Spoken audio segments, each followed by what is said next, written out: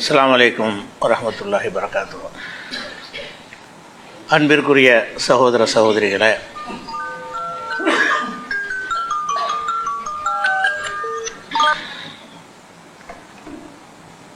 இஸ்லாத்தின் பார்வையில் உணவு, உடை, உறைவிடம் என்ற தொடர் நிகழ்ச்சியில் நேற்றைய தினம் மைத்தத்து செத்தவை என்றால் என்ன, செத்தவை ஹராம்னு அல்லாஹ் சொல்கிறான். செத்தவைக்கு என்ன அர்த்தம் என்று கேட்டால், முறைப்படி அறுக்கப்படாமல் செத்தவைன்னு அர்த்தம். செத்தவைன்னு சொன்னால் அறுத்தாலும் சாகத்தான் செய்யும். அதை செத்ததில் நம்ம சேர்க்கக்கூடாது. அறுக்காத முறையில் மார்க்கம் எந்த முறையில் அறுக்கணும் என்று சொல்கிறதோ அந்த முறைப்படி அறுக்கப்படாதவை, அறுக்க முடியாதவை, மற்றவை எல்லாமே மைத்தில் சேரும் அப்படின்ட்டு பார்த்துட்டோம். அப்போ முறைப்படி அறுக்குதல்னால் என்ன செய்யணும் என்று கேட்டால், ரெண்டு விஷயம் செய்யணும். ஒன்று அல்லாஹ்வுடைய பெயரை சொல்லணும். ரெண்டாவது அந்த அறுக்கிற முறைப்படி கத்தியை கூர்மையாக்கி என்ன செய்யணும், அறுக்கணும். இந்த ரெண்டு விதம் இருக்குது. அதை பற்றி அல்லாஹ் குர்ஆனில் சொல்லும் பொழுது 6:118 வசனத்தில் குலு மிம்மா துக்கிரஸ்முல்லாஹி அலைஹி, அல்லாஹ்வுடைய பெயர் எதன் மீது கூறப்பட்டிருக்கிறதோ அதனை நீங்கள் உண்ணுங்கள். இன் குன்தும் பி ஆயாத்திஹி மூமினின், அல்லாஹ்வுடைய வசனங்களை நீங்கள் நம்பக்கூடியவங்களாக இருந்தால் அல்லாஹ்வுடைய பெயர் சொல்லப்பட்டதை நீங்கள் என்ன செய்யுங்க, சாப்பிடுங்க. பெயர் சொல்லாத சாப்பிடாதீங்கிற எதிர்மறை அர்த்தம் அதுக்குள்ளே இருக்குது. இருந்தாலும் உடன்பாடாக தான் சொல்லப்பட்டிருக்கு. எதிர்மறையாக சொல்லாமல் அல்லாஹ்வுடைய பெயரை சொன்னதை நீங்கள் சாப்பிடுங்க அப்படின்னு வந்துருச்சு. இன்னொரு வசனத்தில் 6:119 அடுத்த வசனம், அதில் என்ன வருதுன்னா, ஒமாலக்கும் அல்லா குலு மிம்மா துக்கிரஸ்முல்லாஹி அலைஹி, அல்லாஹ்வுடைய பெயர் கூறப்பட்டதை நீங்கள் ஏன் சாப்பிடாமல் இருக்கிறீர்கள், சாப்பிட மறுக்கிறீங்க. அல்லாஹ்வுடைய பெயரை சொல்லி அர்த்தாச்சுல, அதுக்கப்புறம் உயிரினம், அது உயிர் வத, இப்படியெல்லாம் காரணம் சொல்லிக்கிட்டு நீங்கள் ஏன் சாப்பிடாமல் இருக்கிறீங்க அப்படின்னு வர அல்லாஹ் கேட்குறான். இன்னொரு இடத்துல அல்லாஹ் கேட்குறான் 6:121 ஒலா குலு, நீங்கள் சாப்பிடக்கூடாது, மிம்மாலம் இதுக்கு ரிஸ்மில்லாஹி அலைஹி, அல்லாஹ்வுடைய பெயர் எதன் மீது கூறப்படவில்லையோ அதனை சாப்பிடக்கூடாது. உயிரினம்னு வந்துவிட்டது என்று சொன்னால் அல்லாஹ்வுடைய பெயரை கூறப்பட்டால் மட்டும்தான் அது ஹலால் ஆகும். அப்போ ரெண்டு விதமான வார்த்தையும் குர்ஆனில் வருது. எப்படி வருது? அல்லாஹ்வுடைய பெயரை சொன்னதைத்தான் நீங்கள் சாப்பிடணும், அல்லாஹ்வுடைய பெயர் சொல்லாட்டி சாப்பிடக்கூடாது. சாப்பிடணுங்கிற ஒரு கட்டளையும் 6:118 இருக்குது. அல்லாஹ்வுடைய பெயர் சொல்லலைன்னா சாப்பிடாதீங்க, நேரடி தடை. அப்போ ஒரு ஆடோ மாடோ ஒரு கோழியோ ஒரு குருவியோ அது என்ன செய்கிறாங்கன்னா அல்லாஹ்வுடைய பெயர் சொல்லாமல் அறுத்துடுறாங்க. முறைப்படி தான் அறுக்கிறாங்க. அறுக்கிற முறை சரியாக இருக்கிறது, அல்லாஹ்வுடைய பெயர் சொல்லலை. அதை நீங்கள் சாப்பிடக்கூடாது என்றால் ஹராம்னு தான் அர்த்தம். சாப்பிடாதீங்கன்னு அல்லாஹ் ஒரு குர்ஆனில் ஒரு கட்டளை வரும் என்று சொன்னால் அது தடை, ஹராம் என்று தான் அர்த்தம். அப்போ இந்த அல்லாஹ்வுடைய பெயரை கூறுதல்ங்கிறது முக்கியமான ஒரு கண்டிஷன். அல்லாஹ்வுடைய பெயரை கூறுறதுனா எப்படி கூறுவது என்று கேட்டால் இரண்டு விதமாக நம்ம கூறிக்கொள்ளலாம். பிஸ்மில்லாண்டு மட்டும் சொல்லி அறுக்கலாம். பிஸ்மில்லாஹி அல்லாஹு அக்பர் என்று சொல்லி அறுக்கலாம். இது அல்லாஹ் அக்பர் சொல்லி தான் அவனோட கட்டாயம் கிடையாது. ஒரு ஆட்டை அறுக்கிறீங்க, ஒரு கோழி அறுக்கிறீங்கன்னா பிஸ்மில்லான்னு சொன்னால் போதும். அப்போ இந்த வார்த்தையில் எப்படி தானே வருது குர்ஆன்லேயே, அல்லாஹ்வுடைய பெயர் சொல்லப்படணும், அவ்வளோதான் குர்ஆன்லேயும் இருக்கிறது. அல்லாஹ்வுடைய பெயர் சொல்லப்பட்டதை சாப்பிடுங்கள். பிஸ்மில்லான்னு சொன்னால் அல்லாஹ்வுடைய பெயர் சொல்லியாச்சு. அப்போ அல்லாஹ்வுடைய பெயரை சொல்லி அறுத்ததை சாப்பிடுங்கள்னு வருகிறது. இதை ஹதீஸுகளில் பார்க்கும் பொழுது ரசூல் ஸல்லல்லாஹு அலைஹி வஸல்லம் அவர்கள் பிஸ்மில்லாண்டு மட்டும் சொல்லி அறுத்துருக்கிறாங்க, பிஸ்மில்லாஹி அல்லாஹு அக்பர் என்று சொல்லி அறுத்துருக்கிறாங்க. அதை ரெண்டு விதமாக செஞ்சுக்கிடலாம். இதைத்தான் செய்யணும்னு வழி ரெண்டு விதமாக ரசூலுல்லாஹ் செஞ்சுருக்கும் பொழுது ரெண்டில் எதை செஞ்சாலும் ஓகே தான்.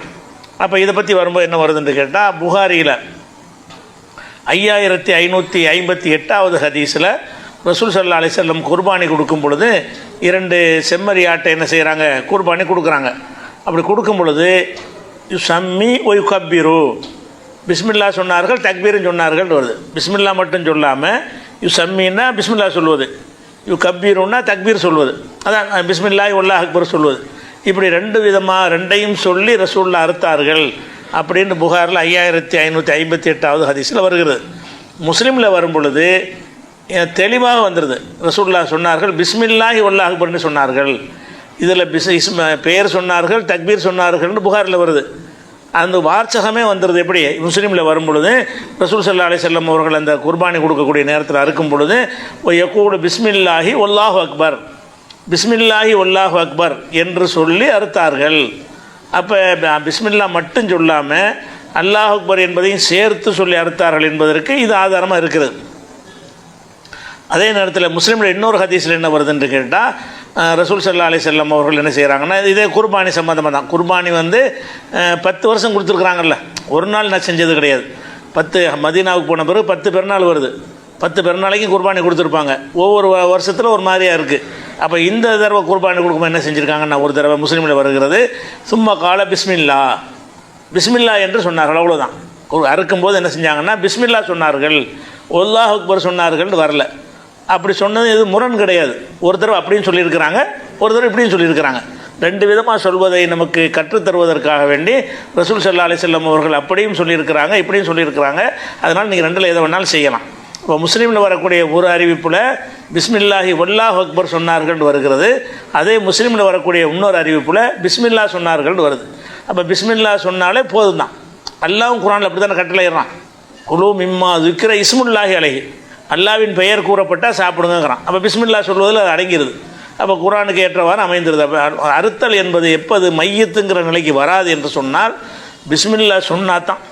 பிஸ்மில்லா சொன்னாமல் நீங்கள் முறைப்படி அறுக்க வேண்டியது அறுத்தாலும் சரி தான், அது மைத்து தான். அது ஹராமாக்குனது இருக்குல்ல, முறைப்படி அறுக்கப்படாவிட்டால் மைத்து தின்னத்தை செத்ததுங்கிற கணக்கில் ஹராமாகிவிடும். அப்போ ஹலால் ஆகிறதா இருந்தால் அல்லாஹ்ட்ட பர்மிஷன் வாங்கணும். எதுக்கு பிஸ்மில்லா சொல்கிறோம் என்று கேட்டால், ஒரு உயிரினத்தை எடுக்க நமக்கு உரிமை கிடையாது. நம்ம அந்த ஆடு மாடு கோழிகளை நம்ம படைக்கலை, அல்லாஹ் படைத்த ஒரு படைப்பினம். அதை போய் நம்ம அறுக்கிறோம் என்று சொன்னால் நமக்கு அந்த உரிமை கிடையாது. எதனால் நம்ம அறுக்கிறோம்னு கேட்டால், அல்லாஹ் பர்மிஷன் கொடுத்தனால தான் அறுக்கிறோம். எதனால் அறுக்கிறோம்? இந்த ஆடு மாடெலாம் அறுத்து சாப்பிட்டுக்கப்பான்னு உனக்கு அல்லாஹ் பர்மிஷன் கொடுத்தனால நம்ம சாப்பிட்றோம். எதுக்கு பர்மிஷன் இல்லைங்கிறோன்னா சாப்பிடாமல் இருக்கிறோம்ல. பன்றி சாப்பிடாதான்னு சொன்னால் சாப்பிடாமல் இருக்கிறோம். பர்மிஷன் அடிப்படையில் தான் நம்ம சாப்பிட்றோம். பர்மிஷன் அடிப்படையில் சாப்பிட்றவங்க நினைவுபடுத்திக்கிட்டு இருக்கணும், இறைவா நானாக இதை கொள்ளணும்னு கொள்ளலை, நீ அனுமதி கொடுத்துருக்குற, உன் பேரில் இருக்கிறேன், அவன் பேரில் இருக்கிறேன்னு சொல்லுவோம். லைசன்ஸ் மாதிரி படைத்த இறைவன்ட்ட ஒரு அனுமதி வாங்குற மாதிரி உள்ளதுக்கு தான் பிஸ்மில்லா சொல்கிறோம். அப்போ பிஸ்மில்லா என்று சொல்வது மஸ்ட் அவசியம். அப்படி சொல்லாமல் ஒருத்தர் அறுத்தாரையானால் அது எதில் வராது? முறையாக அறுத்ததில் வராது. தானாக செத்து போகும்ல, அந்த கணக்கில் வந்துடும். சும்மா தானாக செத்து போய் கிடக்கும்ல, அந்த மாதிரியான அந்த அர்த்தத்தில் வந்துடும். அதுக்கு அடுத்தது இன்னொரு இடத்துல சொல்கிறாங்க, மா அன்ஹரத்தம திக்ரஸ்முல்லாஹி அலைஹி, இரத்தத்தை ஓட்டச் செய்து அல்லாவின் பேரை சொல்லிவிட்டாலே இப்போ குழுவு சாப்பிடுங்கள், பிஸ்மில்லா மட்டும் சொன்னாலே சாப்பிடுங்கள் அப்படிங்கிற ஒரு கருத்துப்பட ஹதீஸு புகாரியில் 2488 ஹதீஸ்லையும் இருக்குது. இதே மாதிரி ஒருத்தர் குர்பானி கொடுப்பதாக இருந்தால் ஃபல் எதுபஹலா இஸ்மில்லா, அல்லாவுடைய பேரை சொல்லி அறுக்கட்டும்ன்றாங்க. அல்லாஹுக்கு பேர் சொல்லலை, அல்லாவுடைய பேரை சொல்லி அறுக்கட்டும்ங்கிறாங்க. இது புகாரில் 5500வது ஹதீஸில் இருக்குது. அப்போ பிஸ்மில்லா மட்டும் சொல்வதற்கும் ஆதாரம் இருக்கிறது, பிஸ்மில்லாஹி வல்லாஹு அக்பர் என்று சொல்லி அறுப்பதற்கும் ஆதாரம் இருக்கிறது. 2ல் எப்படி அறுத்தாலும் அது தானாக செத்ததுங்கிறதுல வராது. முறைப்படி அறுத்துட்டோம்னா செத்ததுங்கிற மைத்தத்தை நம்ம சொல்லக்கூடாது, அது அறுக்கப்பட்டது அப்படிங்கிற கணக்கில் வந்துடும். இது ஒரு கண்டிஷன் ஆச்சா. அடுத்தது இதை கொஞ்சம் விளக்குற மாதிரி எல்லாம் என்ன செய்கிறான்னு கேட்டால், 5வது அத்தியாயத்தில் 3வது வசனத்தில் செத்து போக பல வகையில் பிராணிகள் சாவும்ல, அதையெல்லாம் சொல்லி காட்டுறான். இதில் அடங்கிறது, மைத்தத்தில் எல்லாம் அடங்கிறது. அடங்கி விட்டால் நல்லா என்ன செய்கிறான்னு கேட்டால், உங்களுக்கு மைத்தத்தை ஹராம்னு சொல்லிட்டு அதை விளக்கும் பொழுது, ஒல் முன் ஹனிக்கத்து, கழுத்து நெறித்து செத்தவை உங்களுக்கு ஹராமு. கழுத்தை நெறித்து சாவடிக்கிறாங்கல்ல, அது அந்த வசனத்தில் அதுவும் வருது. அதுவும் இதனுடைய விளக்கம் தான். அது மைத்தத்து தானாக செத்ததுங்கிற கணக்கில் தான் கழுத்தை பிடிச்சி நெருக்கிறாங்க. கோழியை பிடிச்சி கழுத்தை நெரிச்சா செத்து போயிடும், அறுக்கிறது இல்லை. அப்போ நான் செத்து போச்சு திங்கலாமான்னா திங்கக்கூடாது. ஏன்னு கேட்டால் கழுத்து நெறித்து சாகடிக்கப்பட்டது உங்களுக்கு ஹராமில் வந்துடும். அதே மாதிரி ஒரு மௌக்கூதத்து, அதாவது அடிபட்டு சாவுறது. அடிபட்டு என்ன செய்கிறது, மேலேருந்து கீழே விழுந்து இப்படி அடிபட்டு சாவுது. அடிபட்டு செத்தவைகளும் என்ன இருக்குது உங்களுக்கு ஹராமாயிரும். அடிபட்டுருச்சு செத்துருச்சு, அது ஹராமாயிரும். ஒரு முத்தரத்தியத்து, ஒரு மலையிலேருந்து உருண்டு என்ன செய்யுது, கீழே விழுந்து செத்து போயிடுது. ஒரு மாடியிலேருந்து டக்குன்னு குதிச்சு கீழே விழுந்து செத்து போயிடுது. இப்போ யார் அறுக்கவும் இல்லை, ஆனால் அது ஹராம். ஏன்னு கேட்டால் அது கீழே உருண்டு விழுந்து செத்த காரணத்தினால அது ஹராம்ங்கிறான்ல. ஒன் நத்தீகத்து, 2 பிராணிகள் முட்டிக்கிறோம்ல, ஒன்றுக்கு ஒன்று சண்டையிட்டு செத்தவை. 2 மாடு மோதிக்கிறது, ஒரு மாடை குத்தி சாவடிச்சிருது. ஒரு கிடாய் ஒரு கிடாயை சாவடிச்சிருது. சாவடித்து அந்த பிராணி சாப்பிடலாமன்னா சாப்பிடக்கூடாது. அப்போ நம்ம முறைப்படி நம்ம அறுக்கணும் பிஸ்மில்லா சொல்லி. அப்படி அறுத்தா தான் ஹலால் ஆகுமே தவிர அது அவைகளுக்குள்ளே வந்து மோதிக்கொண்டு அடிச்சுக்கொண்டு செத்தது, உருண்டு செத்தது, அடி வாங்கி செத்தது, கழுத்து நெரிக்கப்பட்டு செத்தது, இவைகளெல்லாம் வந்து உங்களுக்கு வந்து ஹராமு. ஒமாக்களை சபு வனவிலங்குகள் சாப்பிட்ருக்கும்ல அது உங்களுக்கு ஹராம். வனவிலங்கு சாப்பிட்டுருச்சின்னு சொன்னால் உசுறு இல்லாமல் ஒரு கட்டிச்சு சாவடித்து ஒரு காலை மட்டும் தின்னுட்டு மிச்சத்தை போட்டு போயிருக்குது. ஒரு ஆட்டை வந்து ஒரு சிங்கம் வந்து என்ன செய்யுது, கடித்து தேவையான ஒரு பாட்டை சாப்பிட்டு போட்டு போயிடுச்சு. இதை திங்கலாமா? திங்கக்கூடாது. ஆனால் திங்கலாம். எப்போ திங்கலாம்னா இல்லாமல் தக்கைத்தும், அதுக்கு உசுறு இருந்து நீங்கள் அறுத்தாலே தவிர. ஒரு வனவிலங்கு என்ன செய்யுதுன்னா ஒரு ஆட்டுடைய காலை கடித்துட்டு போயிடுது. ஆனால் அந்த ஆடு சாவலை, உசுறு இருந்துக்கிட்டு இருக்குது. அப்படி உசுறு இருந்துச்சின்னு சொன்னால் அப்போ நீங்கள் என்ன செய்யணும், அறுத்து சாப்பிட்றலாம். நம்ம அறுத்துடுறோம்ல, அது திண்டது முறையில்லாத ஒரு சாப்பிட்டா கூட நமக்கு வந்து உசுரை இருக்கும்போது நம்ம அறுத்துட்டோம்னு சொன்னால் அறுத்ததில் வந்துடும். இந்த எல்லாத்துக்கும் அதான். அதாவது மேலே உருண்டு விழுந்துருச்சுல, உருண்டு விழுந்து குற்றுயிரும் கொலையுருமா இருக்கிறது. அது இருக்கும்போது அறுத்து விட்டீங்க, இன்னும் மூச்சு போகலை, குற்றுயிரும் கொலையுருமா செத்து போயிருங்கிற அளவில் இருக்குது. அந்த உசுறு இருக்கும்போது நீங்கள் பிஸ்மில்லா சொல்லி அறுத்துட்டீங்கன்னு சொன்னால் அது மைத்தத்தில் வராது. அதை இல்லாமல் தக்கைத்தும், நீங்கள் அறுத்தவைகளை தவிர இவைகள் எல்லாமே கழுத்தை நெரிச்ச பிறகு கொஞ்சம் உசுறு இருக்குது, கழுத்தை போட்டு நெரிக்கிறான், அப்புறமேல ஒரு துடிச்சிக்கிட்டு கிடக்குது. நீங்கள் அப்புறம் யோசிச்சு பார்த்து நம்ம முறைப்படி சாவடிக்கலை, முறையை அறுத்துறோன்னு அறுத்துறேன்னா ஹலாலாயிரும், கழுத்து நெரிக்கப்பட்டாலும் சரி. அதே மாதிரி ஒரு ரெண்டு ஆடு முட்டிக்கிட்டு ஒரு ஆடை வீழ்த்திருச்சு, அது வந்து சாவுற கண்டிஷனில் கிடக்குது, இன்னும் சாவலை. அப்படி இருந்தால் அதை போய் நம்ம அறுத்துட்டோம்னு சொன்னால் என்னவாயிரும், அது ஹலாலாயிரும். நம்ம உசுறு இருந்து அறுத்துட்டோம்னு சொன்னால் அது எந்த மாதிரி தாக்கப்பட்டிருந்தாலும் அது ஹலாலாயிரும். இப்படி நல்லா என்ன செய்கிறான்னு கேட்டால் இந்த மைத்தத்துக்கு ஒரு அளவுகளை சொல்லிடுறான். அப்போ முதல்ல விஷயம் என்னென்னு கேட்டால் பிஸ்மில்லா சொல்லணும். இன்றைக்கு இப்போ ஒரு கேள்வியை நிறைய பேர் இது கேட்குறாங்க. நவீன காலத்தில் வந்து இந்த KFC இது மாதிரி வெளிநாட்டு நிறுவனங்கள்லாம் என்ன செய்கிறாங்கன்னு கேட்டால் இந்த சிக்கன் வியாபாரம் பண்ணுறாங்க. சிக்கன், அந்த பொரிச்ச சிக்கன்லாம் விற்கக்கூடிய ஹோட்டல்களை திறக்கிறாங்க. உலகம் முழுசு என்ன செய்கிறது, இந்த KFC மாதிரி உலகளாவிய கம்பெனிகளுக்கெல்லாம் இருக்கிறது. அதை நம்ம சாப்பிட்லாமா? அவன் பிஸ்மில்லா சொல்லி அறுக்கவா செய்கிறான், அவன் அறுக்கிறான், நமக்கு தெரியவும் செய்யாது. அவன் சிக்கன் நமக்கு தர்றான், அதுக்கு போடக்கூடிய அந்த மசாலா ஒரு வித்தியாசமான மசாலா கண்டுபிடிச்சி வச்சுருக்கிறான். அந்த டேஸ்ட்டுக்காக போய் என்ன செய்கிறாங்க எல்லாருமே, அதை போய் அந்த பேரை போட்டால் போய் சாப்பிட்றாங்க. அது நம்ம சாப்பிட்லாமான்னு கேட்டால் அது என்ன முறையில் அறுக்கப்பட்டுச்சுங்கிற முக்கியம். இந்த கண்டிஷன் இருக்கணும். அல்லாஹ்வுடைய பெயர் கூறப்பட்டால் தான் என்ன செய்யணும், சாப்பிட வேண்டும்ங்கிற ஒரு கண்டிஷன் இருக்குது. இந்த கண்டிஷன் இப்படி இருக்கான்னு கேட்டிங்கன்னா இந்த KFC போன்ற நிறுவனங்களை பொறுத்த வரைக்கும் உலகம் பூரா அவங்களுக்கு என்ன செய்யுது, ஒரு 6000 கிளைகளை அவங்க வச்சுருக்கிறாங்க. உலகத்தில் பல நாடுகளில் அவங்களுக்கு என்ன இருக்கிறது, KFCயுடைய சிக்கனுடைய நிறுவனம் வச்சுருக்கிறாங்க. அதில் வந்து முஸ்லீம் நாடுகளில் மாத்திரம் ஹலால் சர்டிஃபிகேட் வாங்கி அவங்க செய்கிறாங்க. ஏன்னா முஸ்லீம்கிட்ட விற்கிறதா இருந்தால் ஹலால்ங்கிற ஒரு சர்டிஃபிகேட், ஹலால் சர்டிஃபிகேட் முஸ்லீம் அரசாங்கத்தில் வாங்கும்போது என்ன ஆகும்னு கேட்டால் அவங்க அரசாங்கம் வந்து எந்த நேரத்துலையும் செக் பண்ணுவாங்க, இவன் முறைப்படி தான் அறுக்கிறானான்னு என்ன செய்வாங்க. இஸ்லாமிய அரசாங்கம் இருக்கும் பொழுது சும்மா நம்ம பேப்பர் அடித்து ஹலால்னு கொடுக்குறதில்ல, நம்ம போய் சும்மா கூட பொய்யா கூட கொடுத்துட்டு போயிடலாம்.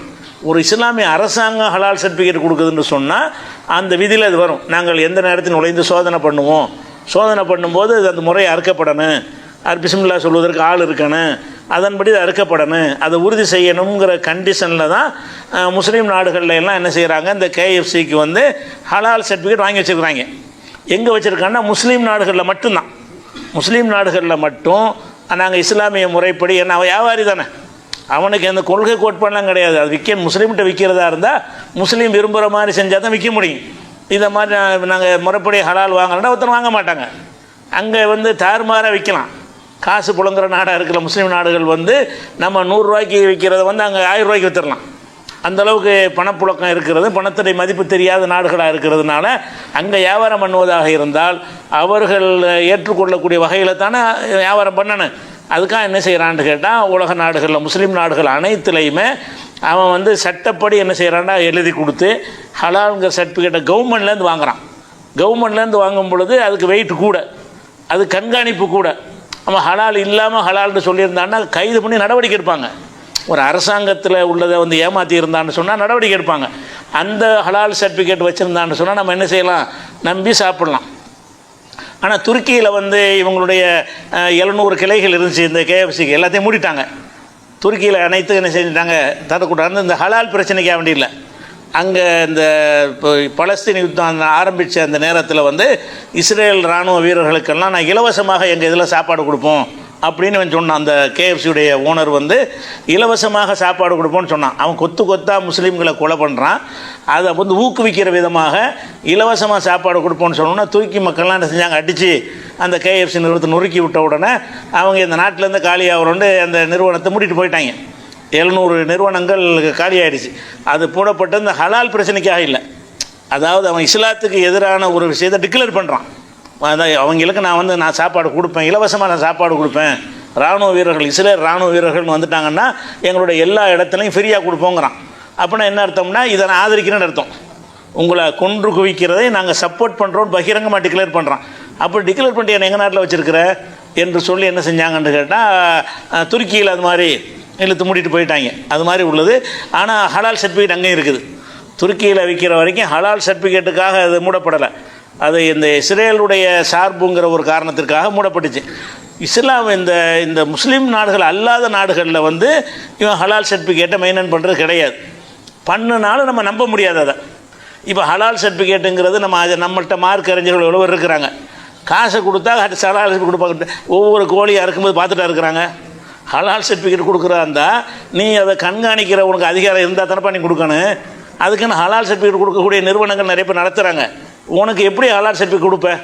ஒரே ஒரு பொருளுக்கு கொடுத்தா பரவாயில்லை, அவன் லட்சக்கணக்கில் அறுத்துக்கிட்டே இருக்கிறான், விற்பனை செஞ்சுக்கிட்டே இருக்கிறான். அத்தனைக்கும் ஹலால்னு ஏற்கனவே ஒட்டுமொத்தமாக அப்படி சர்டிஃபிகேட் கொடுப்பேன்? சர்டிஃபிகேட் கொடுக்கக்கூடியவர்களாக இருந்தால் யாராக இருக்கணும்னு கேட்டால் அந்த நிறுவனத்தின் மீது கண்காணிப்பு செய்யும் அதிகாரம் உள்ளவங்களாக இருக்கணும். ஒரு அரசாங்கத்திலேருந்து கொடுத்தா தான் அவன் அதை பேணுவான். இல்லாட்டி என்ன செய்வான்னா ஹலால் சர்டிஃபிகேட் வாங்கிட்டு கொண்டு ஒரு அஜரத்தில் கேட்டால் கொடுத்து விட்ருவார். ஒரு உலமா சபையில் போய் கேட்டால் என்ன செய்வாங்க, நாங்கள் 1 லட்ச ரூபா நான் கூட வச்சுக்கிறேங்க, ஒரு ஹலால் சர்டிஃபிகேட் கொடுங்க. எந்த அளவுக்குன்னு சொன்னால் அந்த பாபா ராம்தேவ் இருக்கார்ல, பதஞ்சலி அவர் வந்து கோமூத்திரம்னு போட்டிருக்காரு. மாட்டு மூத்திரத்தை பாட்டில் அடித்து விற்கிறார். அதுக்கு ஹலால் சர்டிஃபிகேட் கொடுத்துருக்காங்க. ஹலால் இதில் போட்டிருக்கோம். அந்த கோமூத்திராங்கிற அந்த பாட்டிலில் ஹலால் சர்டிஃபிகேட் வாங்கியிருக்கணும்னு சொல்கிறான். அப்போ அந்த மூத்திரத்துக்கும் ஹலால் சர்டிஃபிகேட் யார் கொடுத்தா? நம்மளால் தானே கொடுத்துருக்குறான். ஹலால் சர்டிஃபிகேட் கொடுக்குறவன் தான் அதுக்கு கொடுத்துருக்குறான். இப்போ நீ அடித்து பார்க்கலாம், கோமூத்திரான்னு அடித்து பாருங்கள், அந்த பாட்டில் போட்டிருப்பான். அதில் அரபில் ஹலால்னு என்ன செய்வான், முத்திரையே போட்டிருப்பான். அப்போ நீ மாட்டு மூத்திரத்துக்குலாம் ஹலால்னு கொடுக்குறவன் இருக்கும் பொழுது இவங்க ஹலால் சர்டிஃபிகேட் வச்சுருந்தாங்கிற நம்பி நம்ம சாப்பிட முடியுமா? அவன் முஸ்லீமாக இருந்தால் சாப்பிட்றலாம். அந்த ஓனர் முஸ்லீமாக இருந்தானே ஆனால் அவன் அல்லாஹ்வுடைய பேரை சொல்லி தான் இருப்பான். அப்படி அறுக்காமல் இருந்தாலும் நம்ம கேள்வி வராது. ஏன்னா இறைவா நாங்கள் நல்லெண்ணெய் வச்சோம், இவனுக்கு நல்லெண்ணெய் எப்படி வைக்கிறது? முஸ்லீம் அல்லாதவர்கள் வந்து அல்லாஹ்வுடைய பேரை சொல்லுவான்னு நம்ம எப்படி நம்புறது? அவங்க முறைப்படி தான் அவங்க செஞ்சுருப்பாங்க. அவங்களுக்கு இது ஒரு விதி கிடையாது, அவங்களுக்கு இது ஒரு சட்டம் கிடையாது, இது ஒரு பிரச்சனையே கிடையாது. அடிச்சத்தா என்ன, தண்ணியில் முக்கி சத்தா என்னங்கிற ஒரு கொள்கையில் உள்ளவங்க அவங்க அதை விற்பார்களே. ஆனால் நமக்கு தெளிவாக அல்லாஹ்வுடைய பேர் சொல்லப்பட்டுச்சுங்கிறதுக்கு ஆதாரத்தை காட்டணும். அந்த ஆதாரம் காட்டுவதாக இருந்தால் என்ன செய்யணும்னு கேட்டால் அந்த ஹலால்ங்கிறதுக்கு வந்து என்ன செய்யணும், உறுதி செய்யணும். அப்போ இவங்க என்ன செய்யணும்னு கேட்டால் மற்ற நாடுகளில் எல்லாம் வந்து இஸ்லாம் அல்லாத நாடுகளில் ஹலால் சர்டிஃபிகேட்டை அவங்க வாங்குறது கிடையாது. ஹலால் சர்டிஃபிகேட் கொடுக்குற நிறுவனங்கள் இருக்கிறது, அப்படி வாங்குறது கிடையாது. அவங்க அது இல்லாமல் தான் நடத்தி கொண்டிருக்கிறார்கள். அது வந்து ஹலால்னு வாங்கினா கூட அது சரியாக இருக்குமா? ஹலால் சர்டிஃபிகேட்டுங்கிறது எப்படி இப்போ அவனுடைய நிறுவனத்துக்குள்ளேயே என்ன செய்யணும், இவங்களுக்கு ஒரு ஆஃபீஸ் போட்டு கொடுத்துருக்கணும்.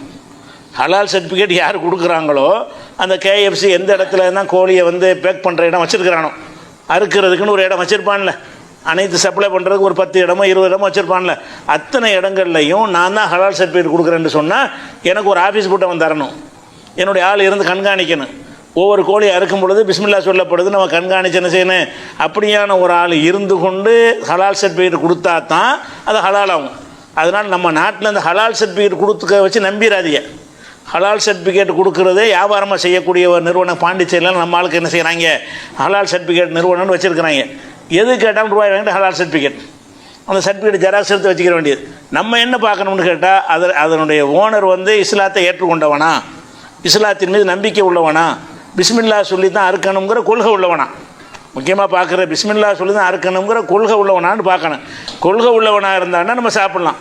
அந்த கொள்கை இல்லாதவனாக இருந்தான்னா இந்த பேப்பரை வச்சுக்கிட்டா நிறைய பேர் நினைக்கிறாங்க ஹலால் சர்டிஃபிகேட் போட்டிருக்கு, ஹலால் சர்டிஃபிகேட் போட்டால் எது வேணாலும் போடுவானா, கொடுக்க ஆள் இருக்குது, எதுக்கு மூத்திரத்தை கொடுத்துருக்கான்னு சொல்கிறோமே, பொய்யாவை சொல்கிறோம். ஹலால் சர்டிஃபிகேட் நம்ம நாட்டில் வந்து கோமூத்திராவுக்கு கொடுத்துருக்குறாங்க. அப்போ மாட்டு கோமூத்திரானதுக்கு பேர், கோமூத்திரான மாட்டு மூத்திரம். மாட்டு மூத்திரத்துக்குலாம் ஹலால் சர்டிஃபிகேட் கொடுக்கக்கூடிய ஒரு நாட்டில் வந்துக்கிட்டு இதை வந்து சர்டிஃபிகேட் வச்சுருக்கோம்லாம் சொல்ல முடியாது. அதனால் இந்த மாதிரி நிறுவனங்களில் வந்து இந்த கோழியை சாப்பிடுவதுக்கு ஹராம் தான். அது என்னடா கண்டிப்பாக அல்லாஹ்வுடைய பேரை அவங்க சொல்லலை, அவங்களும் டிக்ளேர் பண்ணலை. அவங்கள கண்காணிக்க ஹலாலாக தான் செய்யுது என்பதை கண்காணிக்க ஒரு மேலமைப்பு கிடையாது. முஸ்லீம் நாடுகளில் மேலமைப்பு இருக்கும். இங்கே இந்தியாவில் சர்டிஃபிகேட் வாங்கிட்டான்னு சொன்னால் இது மேலமைப்பு யார் போய் இதை செக் பண்ணுறது? அது கரெக்டாக நடக்கிறான்னு யார் உறுதி பண்ணுவது? அது எப்படி கொடுக்க இயலும்? முதல்ல நமக்கு அதன் மீது ஒரு அதிகாரம் இல்லாமல் இருக்கும்போது எப்படி கொடுக்க இயலும்? நமக்கு அதன் மீது அது அதிகாரம் இருந்தால் தான் சர்டிஃபிகேட் கொடுத்து அந்த கொடுக்குறவன் தான் நிலத்துக்கு பொறுப்பு. ஹலால் சர்டிஃபிகேட் கொடுக்குறவன் எதுக்கு பொறுப்பே இருக்கிறான்? இவர்கள் அறுத்து தரக்கூடிய எல்லாத்தையுமே பிஸ்மில்லா சொல்லி அறுக்கிறார்கள்னு தான் சர்டிஃபிகேட்டுக்கு அர்த்தம். ஹலால் சர்டிஃபிகேட்டுக்கு அர்த்தம் என்னன்னு கேட்டால் அந்த ஒரு கோழி 2 கோழிக்கு உள்ளது இல்லை, அவன் என்னவெல்லாம் விற்கிறானோ அது அனைத்துமே பிஸ்மில்லா சொல்லி தான் அறுக்கப்படுகிறது, நாங்கள் சான்று தரணும்னு தான் அதுக்கு மீனிங். அது எப்படின்னு கொடுப்பேன்? அது எப்படி ஒரு முஸ்லீம் அமைப்பு வந்து அனைத்தும் கொடுக்க முடியும்? கொடுக்க முடியாது. அப்போ அமைப்புகள் ரீதியாக ஹலால் சர்டிஃபிகேட் கொடுக்குறதை நம்பி நம்ம என்ன செய்கிறோம்? நிறைய பேர் ஹலால் சர்டிஃபிகேட் வாங்கிட்டாங்க. நம்ம அப்படி பார்க்குற விட்டு எப்படி பார்க்க வேண்டும் என்று கேட்டால், பிஸ்மில்லா சொல்லணும் என்பதை கொள்கையில் உள்ளவன் அறுக்கிறான், அது தயாரிக்கிறானா கேட்க தேவையில்லை. நல்லெண்ணெய் வைத்து என்ன செஞ்சிட வேண்டியதான், அவன் பிஸ்மில்லா சொல்லி தான் அறுத்திருப்பான்னு நினச்சி சாப்பிட வேண்டியதான். அப்படி இல்லைன்னா அவனை கேள்வி கேட்பான், நம்ம நல்லா கேள்வி கேட்க மாட்டான். ஏன்ப்பா நீ சாப்பிட்டேன்னு கேட்டால் அவன் அல்லாஹ்வை நம்பினவன் இருக்கிறான், பிஸ்மில்லா சொல்வதை ஒரு கொள்கை உள்ளவனாக அந்த கொள்கையில் முஸ்லீமில் அவன் இருக்கிறான் அப்படின்னு அல்லாட்ட சொன்னால் அல்லாஹ் ஏற்றுக்கிறோம். அதை நம்ம உள்ளுக்குள்ளே நுழைஞ்சி பார்க்கும்படி நமக்கு எந்த ஒரு கட்டளையும் இல்லை. வெளிப்படையானதை நம்பி செயல்படத்தான் நம்ம கட்டளை இருக்கிறது. ஆனால் இவர்களுக்கு அந்த ஒரு கொள்கை இல்லையே. இந்த வெளிநாட்டு நிறுவனங்களாக இருக்கட்டும், உள்நாட்டிலே நிறைய இந்த அசைவ உணவுகள் தயாரிக்கிறாங்க. சும்மா நீங்கள் அசைவ உணவுகள் உள்நாட்டில் சாப்பிட விரும்புனீங்கன்னா மீன், இறால், நண்டு இது மாதிரி விஷயங்களை சாப்பிட்டு போங்க. ஏன்னா அதுக்கு அறுத்தல் கிடையாது.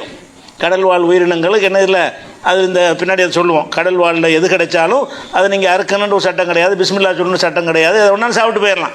அப்படி இல்லாத எதுக்கு வந்து பிஸ்மில்லா சொல்லணும் அறுக்கணும் என்று 2 சட்டம் இருக்கிறதோ, பிஸ்மில்லாவும் சொல்லணும் அறுக்கவும் செய்யணும் என்று 2 சட்டம் இருக்குமே. ஆனால் அதற்கு வந்து ஹலால் சர்டிஃபிகேட்டை வச்சு நீங்கள் எப்படி நம்புறீங்க? முஸ்லீம் நாடுகளில் நம்பலாம், ஓகே. ஒரு மலேசியாவில் நம்பலாம். ஏன்னு கேட்டால் மலேசியாவில் கொடுத்துட்டான்னு சொன்னால் அரசனுடைய பிடியில் அவங்க வந்துடுவாங்க. இப்போ நம்ம நாட்டில் இது போட்டிருக்கு அது போட்டிருக்குன்னு போடுறான்ல, ஒரு பொருள்லாம் கலந்துருக்குன்னு அறிவிப்பு செய்கிறான்ல, அது நம்மளே அவன் இருக்கணும், இல்லாட்டி அரசாங்கம் சோதிக்கும். ஒரு மாத்திரையில் என்னென்ன கலந்துருக்குன்னு போட்டு உங்களுக்கு அச்சிட்டு தர்றான்ல, ஒரு டானிக்கில் என்ன செய்கிறான், என்னென்ன பொருள் அதில் கலந்துருக்குன்னு சொல்கிறான். ஒரு நல்லெண்ணெய் தயாரித்தா கூட அது நல்லெண்ணெயில் என்னென்னலாம் இருக்குன்னு என்ன செய்கிறான், அதை சொல்கிறான்னு சொன்னால் அதை வந்து பொய் சொல்ல முடியாது. ஏன்னா பொய் சொல்கிறதுக்கு பயப்படுவான். பொய் சொல்லிட்டான்னு சொன்னால் அரசாங்கத்தில் திடீர்னு சோதனை நடத்துவாங்க. சோதனை நடத்தி வந்து அது இல்லைன்னு ஆகிட்டால் சீல் வச்சுட்டு போயிடுவாங்க. இனி தொடர்ச்சி வியாபாரம் பண்ண முடியாதுங்கிற அச்சம் அவங்கள சரியான முறையில் நடக்க வைக்கும். அந்த பயமே என்ன சரியாக நடத்த வைக்கும். இங்கே நீங்கள் கொடுக்குற ஹலால் சர்டிஃபிகேட்டுக்கு என்னத்துக்கு ஆகும்? இது ஒரு நிறைய பேர் இந்த ஹலால் சர்டிஃபிகேட்டை வியாபாரமாக செய்கிறார்கள். எவன் கேட்டால் ரூபாயை வாங்கிட்டு 1 லட்ச ரூபா கூட உனக்கு ஹலால் சர்டிஃபிகேட் தர்றேன் அப்படின்னு தருவார்கள். அப்போ இவங்களுக்கு அந்த ஹலால் சர்டிஃபிகேட் கொடுக்குற எவனுமே அதனுடைய ஒவ்வொரு விஷயத்தையும் கண்காணிக்கக்கூடியவனாக இருக்கிறானா? கண்காணிக்கிற அதிகாரம் அவனுக்கு இருக்குதா? அது முறையாக தான் அறுக்கப்படுதுன்னு எதை வச்சு இவன் தீர்மானிக்கிறான்? ஒன்றுமே கிடையாது. காசை வச்சு தீர்மானிக்கிறான். எனக்கு காசு கொடுத்துட்டீங்களா, நான் ஹலால்னு சொல்லிக்கிறேன். அப்போ இது பளிச்சுன்னு இது தெரியும் போது இந்த பதில் அல்லாட்ட எடுபடுமா? ஏன்டா இதை ஹலால்னு சொல்லி சாப்பிட்டே உனக்கு ஹலால்னு சொன்னது யாருன்னு கேட்க மாட்டான். எவனோ ஒருத்தன் சொன்னதை வச்சு நீ இப்படி நம்புன? ஹலால் சர்டிஃபிகேட்டுங்கிறது குறிப்பிட்ட ஒன்று கொடுத்தா பரவாயில்லை, ஒவ்வொன்றுக்கும் தனித்தனி சர்டிஃபிகேட் நம்பர் போட்டு கொடுத்தான்னா நம்ம ஏற்றுக்கொள்ளலாம். கோழி கொடுக்குறான்னு சொன்னால் கோழிக்கு சீரியல் நம்பர் போடணும். இது 1ஆம் நம்பர் கோழி, இது அறுக்கிறதுக்கு சர்டிஃபிகேட் அந்த 1ஆம் நம்பர் கோழிக்கு மட்டும்தான் பொருந்தணும், 2ஆம் நம்பர் கோழிக்கு பொருந்தக்கூடாது. அப்படி ஒவ்வொரு கோழிக்கும் தனித்தனி சீரியல் நம்பர் போட்டு நீ கொடுத்தாயானால் அந்த பொருளுக்கு நீ கொடுப்ப நான் ஏற்றுக்கிடுவேன். சரி, ஒரு முஸ்லீம் சொல்கிறாரு இந்த கோழி ஹலாலாக அறுக்கப்பட்டுச்சுங்கிறார். இந்த கோழின்னு குறிப்பிட்டு சொல்கிறார்ல, இந்த ஆடு இந்த கோழி வந்து ஹலாலாக இருக்கப்படுது. இதுலாம் செய்கிறான். முனிசிபாலிட்டியில் என்ன செய்கிறான், நம்ம சீல் வைக்கிறான்ல, முனிசிபாலிட்டியில் வந்து ஆட்டு தொட்டில் அறுக்கிறாங்க. நம்மளாம் அறுக்க முடியாது. சென்னை போன்ற நகராட்சிகள்லாம் ஆடு இருக்கிறதா இருந்தால் ஆட்டு தொட்டின்னு வச்சுருக்கிறாங்க. அங்கே அறுத்து அவன் அதில் சீல் வச்சு கொண்டாந்து அதைத்தான் கசாப்பு கடையில் விற்க முடியும். அங்கே அறுப்பதற்கு ஆள் வச்சுருக்கிறாங்க. இஸ்லாமியர்களும் சாப்பிட வேண்டும் என்பதற்காக வேண்டி அங்கே ஒரு மோதினார் மாதிரி ஒரு ஆளை வச்சுருக்கிறாங்க. அதன்படி தான் அறுக்கப்பட்டுச்சுங்கிறதுக்கு சீரியல் போட்டு சீல் வச்சுருவோம். ஒவ்வொரு ஆட்டுக்கு சீல் வைப்பானுவோம், தனித்தனி ஒன்றுக்கும். இது ஹலால் படி, இது ஹலால் படி, இது முறைப்படின்னு ஒன்றுக்கு சீல் வைக்கிறாங்க. ஒன்றுக்கும் தனித்தனி சீல் வச்சார்கள் என்று சொன்னால் அது அந்த ஹலால் சர்டிஃபிகேட்டை ஏற்றுக்கலாம். இப்போ மாநகராட்சியில் கொடுக்குறான்ல, ஆடுகள் மாடுகள்லாம் விற்று கசாப்பு கட்டில் தொங்க விட்டுருக்குறாங்களே, அந்த கழுத்துக்கிட்ட அந்த இது இருக்கும், அந்த சீல் இருக்கும். அந்த சீல் இருந்தால் தான் விற்க முடியும். ஊதா கடலில் சீல் அடித்து தான் விற்பானுவோம். அது இல்லைன்னா சீஸ் பண்ணிட்டு போயிடுவான், நீ வந்து முறைப்படி நீ அறுக்கலைன்னு சொல்லிடுவான். அப்படியான ஒரு தனித்தனி பிராணிகளுக்கு சர்டிஃபிகேட் கொடுக்குறது செல்லும். குறிப்பிட்ட ஒரு 10 ஆடை எடுத்துக்கொண்டு இந்த 10 ஆடும் இந்த மாதிரி ஹலால் முறையில் அறுக்கப்படுச்சு நான் சாட்சின்னு சொன்னால் ஏற்றுக்கலாம்ல? ஏற்றுக்கலாம். அதான் இப்போ என் முன்னாடி அறுக்கப்படுச்சு நான் 10ஐயும் பார்த்துக்கிட்டு இருந்தேன்னு சொல்லிடலாம். ஒரு கம்பெனிக்கு நீங்கள் கொடுத்தீங்கன்னு சொன்னால் அவன் எந்த ஆடு வாங்க போகிறான்னு தெரியாது, எத்தனை அறுக்க போகிறான்னு தெரியாது, என்ன மாதிரி அறுக்க போகிறான்னு தெரியாது. அது போக சில நிறுவனங்களில் அந்த வீடியோக்கள் நம்ம பார்க்குறோம். அந்த நிறுவனங்கள் பெயர் மறைத்து அந்த வீடியோக்கள் வருகிறது. அது என்ன செய்கிறாங்கன்னு கேட்டால், ஆடு மாடு இந்த கோழிகள் எல்லாம் வந்து மண்டையில் அடிச்சிடுச்சு சாவடிக்கிறாங்க. அறுக்கிறது இல்லை. லட்சக்கணக்கான மாடுகள் அறுக்கும் பொழுது ஒன்று உட்காந்துட்டு அறுத்துக்க முடியுமா? ஒன்று அந்த மாடு வரும், தலையை இப்போ நீட்டுற மாதிரி வரும், மண்டையில் ஒரு இது வந்து இது வந்து ஊசி மாதிரி வந்து மண்டையில் அடிக்கும். அடித்தவொன்னு அந்த ஊசியில் மயக்கம் போட்டு விழுந்து செத்துரும். மயக்கத்துலாம் சாவுது. ஒரு விஷ ஊசின்னு வைங்களேன். விஷ ஊசின்னா அந்த கேடு செய்கிற அளவுக்கு இல்லாமல் ஒரு மைல்டான டோஸில் என்ன செய்கிறாங்கன்னா ஒரு விஷ ஊசியை போட்டு விட்டுறாங்க. அது செத்துருது. செத்த பிறகு ரத்தம்லாம் வெளியேறாது. செத்த உடனே ரத்தம் உறைஞ்சி போயிரும்ல, அறுத்தா தான் ரத்தம் வெளியேறும். ஆட்டை போட்டு அறுத்தீங்கன்னா ரத்தம் வெளியே வராது. செத்தவுடன் ரத்தம் உடனே என்ன செஞ்சேன் உறைஞ்சி போயிடும். அந்த மாதிரி அறுக்கிற வீடியோக்கெல்லாம் நம்ம பார்க்குறோம். அது எந்த நிறுவனம்னு வரல, இப்படி தான் செய்ய முடியும். அப்போ ஒரு இஸ்லாமிய நாடுகளில் செஞ்சால் மாத்திரம்தான் அவன் அந்த முஸ்லீம்கள்ட்ட வியாபாரம் பண்ணுவதாக இருந்தால் இந்த ஹலால்ங்கிறத நம்ம பேணி ஆகணும் அப்படிங்கிற ஒரு பயத்தோடு ஒழுங்காக அவன் செய்வான். அதனால் அந்த எஃப்சி இந்த எஃப்சின்னு எவமித்தாலும் சரி தான், அதெல்லாம் ஹலால்ன்றே போட்டு இருந்தாலும் நம்ம நம்ப முடியாது. ஹலால்னு போட்டு இருந்தால் கூட என்ன செய்ய முடியாது. ஹலாலை செஞ்சேன்னு இப்படி நம்புவீங்க. அது சர்டிஃபிகேட் கொடுத்துருக்காங்கன்னா யார் அது கொடுத்த ஆள் யார்? அவருக்கு இதன் மீது அதிகாரம் என்ன? ஒன்றுமே கிடையாது. அப்படிங்கிற ஒரு விஷயத்தை பார்க்கணும். அதெல்லாம் நிறைய இடங்களில் நம்ம ஆளுக்கு போய் சாப்பிட்றாங்க, ருசிக்காக சாப்பிட்றாங்க.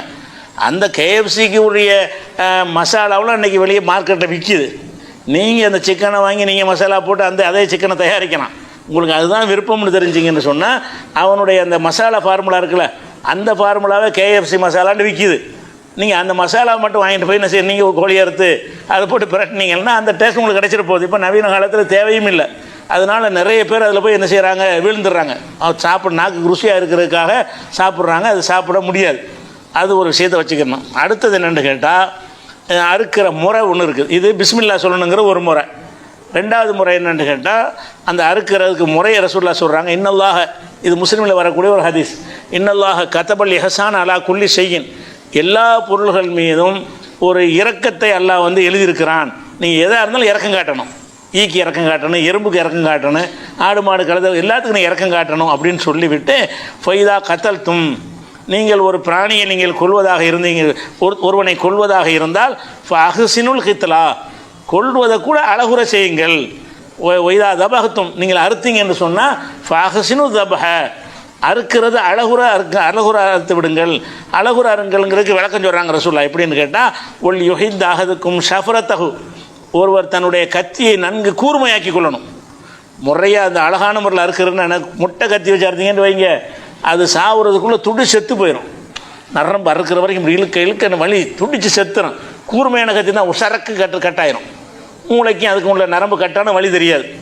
கூர்மையான கத்தியை வச்சு ஒரு அறுப்பு அறுத்தீங்கன்னு சொன்னால் இந்த வலின்னு இருக்கிற மூளை தானே சொல்ல போகுது. நமக்கு வலிக்குதுங்கிறது எது சொல்லுது?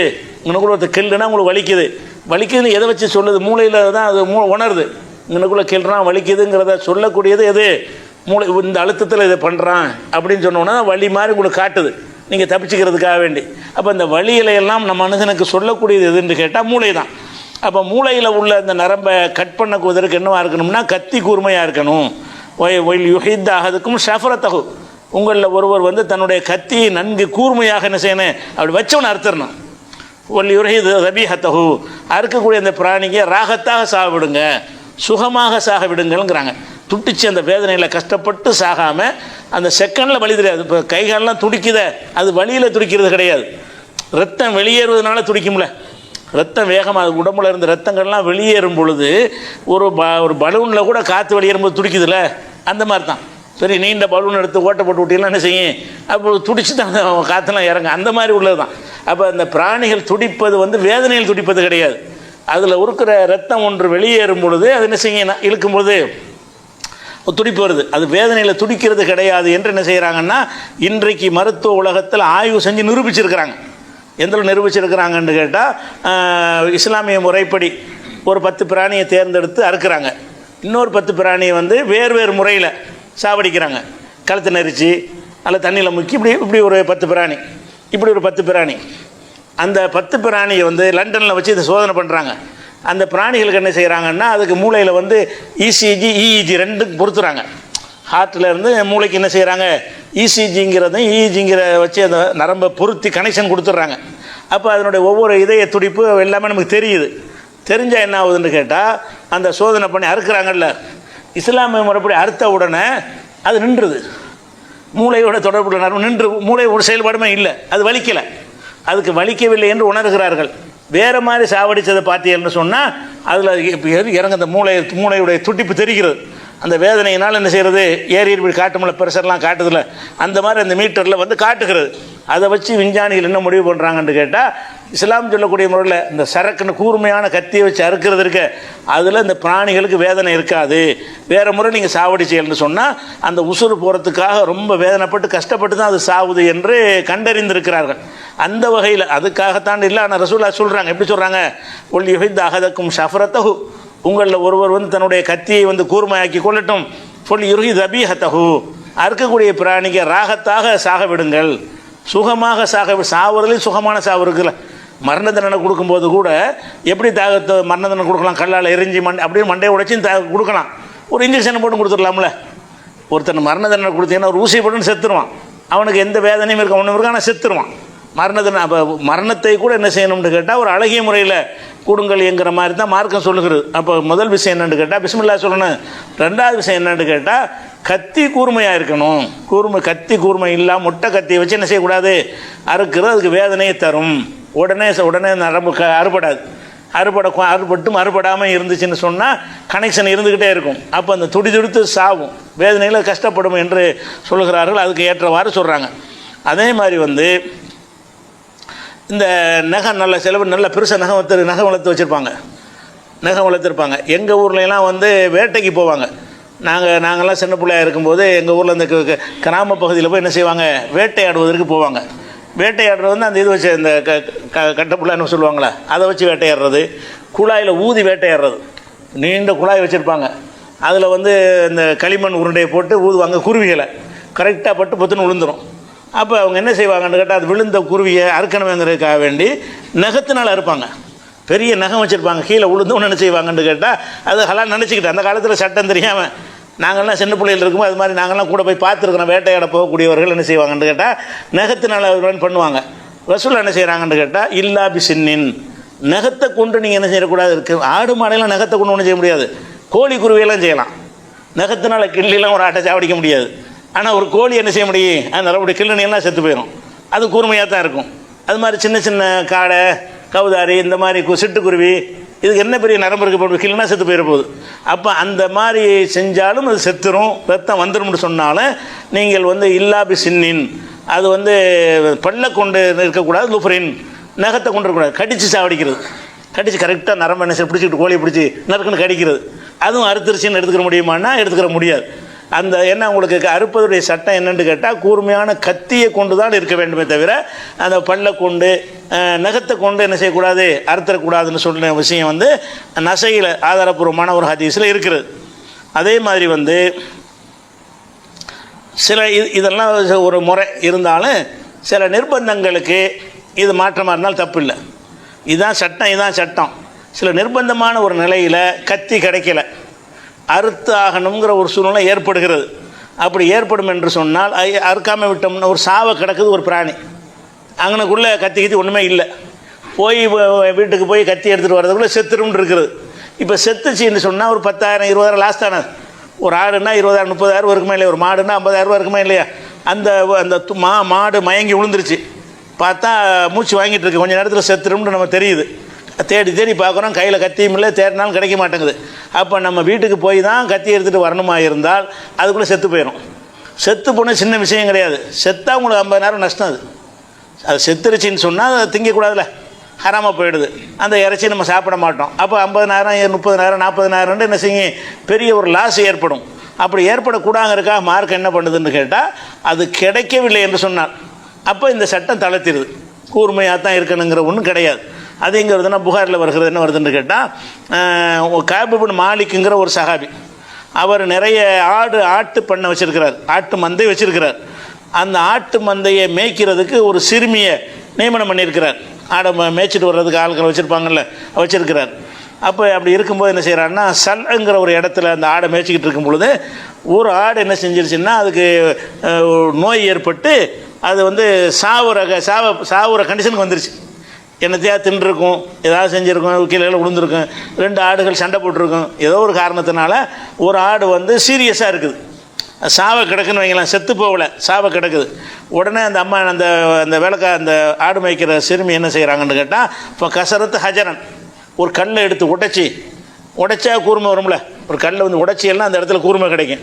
அந்த கூர்மையை கொண்டு இப்போ தபஹத்காபிஹி, அதை கொண்டு உடனே அந்த பொண்ணை அறுத்து பிடிச்சி, ஏன்னா கத்தியிலும் கிடையாது, ஒன்றும் கிடையாது, சும்மா விட்டா செத்து போயிடும், அறுத்துட்டாங்க. அறுத்த உடனே என்ன செய்கிறாங்கன்னா, ரசூல் அவசரத்துக்கு அறுத்துட்டாங்க. ரசூல்லாட்ட வந்து கேட்குறாங்க, இந்த மாதிரி நடந்து போச்சு, இந்த ஆட்டை நாங்கள் திங்கலாமா? முறையாக பிஸ்மில்லா சொல்லிருச்சு, ஆனால் அறுக்கிறதுக்குரிய கத்தி வந்து முறையான கத்தியாக இல்லை, காரணம் கிடைக்கல. கத்தி எடுத்துகிட்டு வர்றதுக்குள்ளே செத்து போயிடும், அது செத்துச்சுன்னா லாஸ் ஆகி போயிடும். அப்படிங்கிற ஒரு நிலையில் இருக்கும்போது இதை ரசூல்லாட்ட வந்து கேட்டவுடனே அமரகும் அக்கலிஹா, தாராளமாக சாப்பிட்டுக்கிறேன்ட்டாங்க ரசூல்லா. ஏன்னு கேட்டால், அப்படி ஒரு நிலை வந்தால் நீங்கள் கூர்மைங்கிற சரத்து கிடையாது. கூர்மையாக இருக்கணும் என்பது அது சாத்தியப்படுற இடத்தில் தான் அது சட்டம். சாத்தியம் இல்லை என்று சொன்னால், அது கூர்மையான கத்திக்காக வேண்டி பெரிய நஷ்டம் வரும் என்று சொன்னால், அப்போ அந்த விஷயத்தை இஸ்லாம் தளர்த்தி விட்டுருது. சும்மா அந்த மாதிரி கடல கொஞ்சம் வேதனைப்படுமே தவிர, அது அந்த நமக்கு நஷ்டம், நம்முடைய லாபத்தை நம்ம பார்க்கணும். மனிதன் வந்து அவனுடைய நன்மைக்காக தான் எல்லாத்தையும் பார்க்கணும். அவனுக்கு பல 10,000 20,000 லாஸுங்கிறது அவனுக்கு தாங்க முடியாது. அது கொஞ்சம் நேரம் வழியில் துடிச்சிருக்கும். அந்த கல்லால் அறுக்கும்போது என்ன செஞ்சுருக்கேன், அந்த கூர்மையான கத்தியால் அடிக்கும்போது எந்த வழியும் இருக்காது. இந்த கல்லை கொண்டு அறுக்கும்போது கொஞ்சம் அறுக்கும்போது இழுக்கிற டைம் இருக்குல்ல, ஒரு 2 நிமிஷம் வேதனைப்பட்டுட்டு அவர் சாகும். அந்த நரம்பு கட்டான வழி நின்றேன், நரம்பை கட்டாகிறதுக்கு டைம் எடுக்குங்கிறேன். இப்படி போட்டு தேய்க்கும்போது நரம்பு கட்டா முட்டை கத்தி வச்சு அறுத்து பாருங்களேன், அறுக்கிறதுக்கே 2 நிமிஷம் எடுக்கும். அந்த அந்த அழுத்தமே உங்களுக்கு வழியாக இருக்கும். குழந்தை பிளேடாக இருந்தால் அப்படி அறுத்துன உடனே, அந்த மாதிரியாக இருந்துச்சுன்னு சொன்னால் வழி உடனே தெரியாது. இதில் இப்படி செஞ்சுருக்கிறாங்க. இது வந்து ஹராம் ரசூல் ஆக்கலையில் சாப்பிட்டுக்கிறங்கன்ட்டாங்க. அந்த சாவை கிடக்கிறதுனால அந்த புத்திசாலித்தனமாக அந்த சிறுமி யோசனை பண்ணி என்ன செய்கிறாங்க, ஒரு கல்லை எடுத்து கூர்மையாக்கி அதன் மூலமாக அறுத்தார்கள்னு வருகிறது. இது புகாரியில் 5502வது ஹதீஸ்லையும் 5505வது ஹதீஸ்லையும் இருக்கிறது. இது ஒரு அறுக்கிறதுல உள்ள முறையில் விதிவிலக்கு. அறுக்கிற முறையில் வந்து கூர்மையான கத்தியை கொண்டு அறுக்கணும்னு இருக்குல்ல, அந்த முறையில் சில நேரங்களில் விதிவிலக்கு இருக்கிறது. நமக்கே தெரியும், வேறு வழி இல்லாட்டி என்ன செய்வது, நமக்கு நஷ்டப்பட முடியும், மனிதன் வந்து நஷ்டப்பட முடியாது. அப்படிங்கிறக்காண்டி மார்க்க அனுமதிச்சிருது. அதே மாதிரி வந்து ஒருத்தங்க வந்து புதுசாக இஸ்லாத்துக்கு வந்திருக்கிறாங்க, இருக்கிறது ஒரு கிராமத்தில் வந்து வர ரசூலுல்லாஹ்வுடைய காலத்தில். அவங்களுக்கு வந்து இந்த ஆடு மாடு அறுக்கும்போது பிஸ்மில்லா சொல்லணும்னு சட்டம்லாம் தெரியாது. எப்பவும் போல் அறுத்து என்ன செய்வாங்க, சாப்பிடுவாங்க. அந்த மாதிரியான மக்கள் வந்து எங்களை இறைச்சியை கொண்டு வர்றாங்க, நாங்கள் சாப்பிட்லாமான்னு கேட்குறாங்க. புதிதாக இஸ்லாத்தை ஏற்ற மக்கள் அதன் மீது பிஸ்மில்லா சொல்லி அறுத்தார்களா என்றும் எங்களுக்கு தெரியவில்லை, பிஸ்மில்லா சொல்லாமல் அறுத்தார்களா என்றும் தெரியும். ஆனால் இஸ்லாமிய மக்கள் தான் இஸ்லாத்தை ஏற்றுட்டாங்க. ஏற்றாலும் அவங்க எப்போதான் அவங்க இஸ்லாத்தினுடைய எல்லா சட்டமும் தெரிய முடியாதுல்ல. இஸ்லாம்ங்கிறது ஒன்று ஒன்றா அறிந்து தெரியக்கூடிய விஷயந்தான். அது தெரிகிற வரைக்கும் என்ன செய்வாங்கன்னா, அவங்க வழக்கப்படி தான் செய்வாங்க. அவங்க என்ன முறையில் ஒரு பிராணியை அதுக்கு முந்தைய அறுத்துக்கிட்டு இருந்தாங்களோ அப்படி தான் அறுப்பாங்க. இஸ்லாத்த சட்டங்கள்லாம் தெரிஞ்ச பிறகு பிஸ்மில்லா அந்த கத்தியை கூர்மையாக்கி இதுகள்லாம் வச்சு செய்கிறது எப்போன்னு கேட்டால் அறிந்த பிறகு தான். அப்போ ரசூல்லாட்ட வந்து கேட்குறாங்க, ஒரு சில சமுதாயத்தினர் எங்கள் ஆயிஷா நாயை அறிவிக்கிறாங்க, ஒரு கூட்டத்தார் ரசூல்லாட்ட வந்து ஃபத்வா கேட்டு வர்றாங்க. என்ன வர்றாங்கன்னா, இன்ன கௌமன் யாத்தூனா பில்லஹமி, எங்களிடத்துல ஒரு கூட்டத்தார் வந்து இறைச்சியை கொண்டு வர்றாங்க. லா நத்ரி அது விக்ரஸ்முல்லாஹி அலைஹி அம்லா, அல்லாவுடைய பேரை சொன்னாங்களா இல்லையான்னு எங்களுக்கு தெரியலை. அவங்க என்ன கேட்டால் புதிதாக இஸ்லாத்தை வந்தவர்களாக இருக்கிறார்கள் அப்படின்னு சொல்கிற ரசூல் என்ன செஞ்சாங்கன்னா, முஸ்லீம் தானே அறுத்துருக்குறான், முஸ்லீம் தானே ஒன்றாந்து தர்றான், சம்மு அழகி அந்தும் நீங்கள் பிஸ்மில்லா சொல்லி சாப்பிடுங்கன்ட்டாங்க. அப்போ அறுத்திருப்பார்கள் என்று ஒரு சந்தேகம் வந்தால் கூட நம்ம என்ன செய்யலாம், ஏற்றுக்கலாம். அவன் முஸ்லீமாக இருந்தால், முஸ்லீம் வந்து அப்படி தானே செய்வான், நல்லெண்ணெய் வச்சிட வேண்டியதான். அதான் இஸ்லாத்தை ஏற்றுக்கொண்டு இஸ்லாத்தை முழுமையாக அறியாத மக்கள் கொண்டு தந்தால் கூட நம்ம நம்பி செஞ்சுக்கலாம். சர்டிஃபிகேட்லாம் தேவையில்லை, ஹலால் சர்டிஃபிகேட்லாம் யாருக்கு தேவையில்லை. அவன் இந்த கொள்கை ஏற்ற ஒருவனாக இருப்பானேயானால் ஹலால் சர்டிஃபிகேட் பார்க்க வேண்டியதில்லை. அதை சொல்லிட்டு ஆயிஷா நாய் வளர்க்குறாங்க, கானு ஹதீஸை அகதி பில் குஃப்ரி,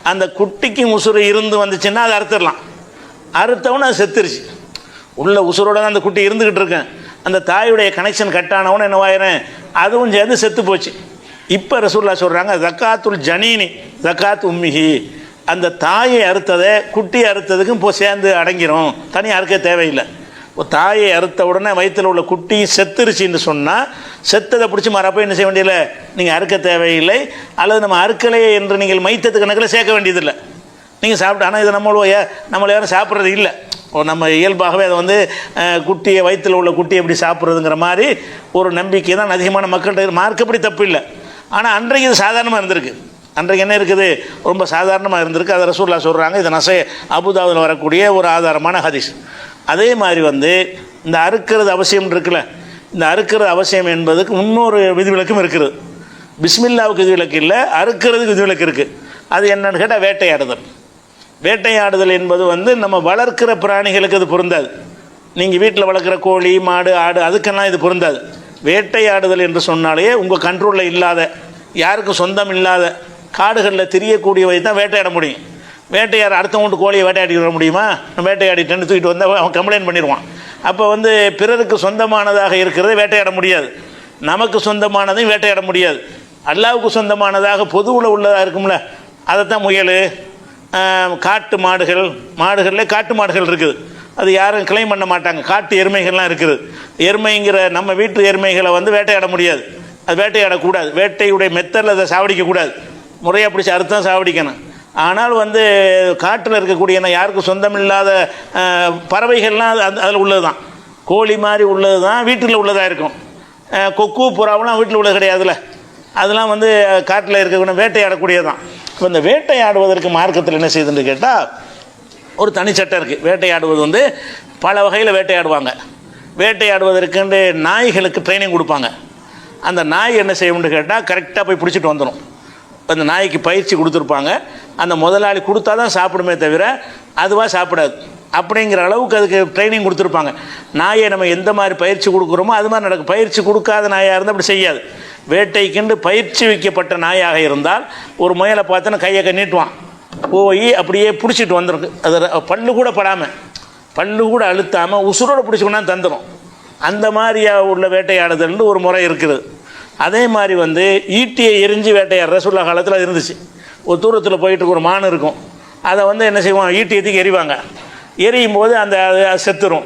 இப்போ இதெல்லாம் சாப்பிட்லாமா? இப்போ நாயை விட்டு வேட்டையாடுறோம். அது மாதிரி பறவைகளில் வந்து வேட்டையாடுவதற்கு இந்த வல்லூர்னு ஒரு பறவை இருக்குது, நாய் மாதிரி. இப்போ ட்ரைனிங் கொடுக்கலாம். இந்த வல்லூருக்கு நீங்கள் ட்ரைனிங் கொடுத்தீங்கன்னு சொன்னால் அது போய் புறாவையெல்லாம் பிடிச்சிட்டு வந்துடும், கொக்கை பிடிச்சிட்டு வந்துடும். பறந்து போய் இப்படி கையை காட்டினா அது போய் பறந்து போய் பறக்கிறவங்க ஒரு புறா இருக்குது பிடிச்சிட்டு வந்தா போய் என்ன செய்யும், கரெக்டாக பிடிச்சிட்டு வந்தால் இவன்ட்ட கொண்டாந்து கொடுத்துரும். அதை திங்காது, அவன் கொடுக்குறத சாப்பிட்டுக்கிறோம். அப்படி ஒரு பழக்கி வச்சுருப்பாங்க.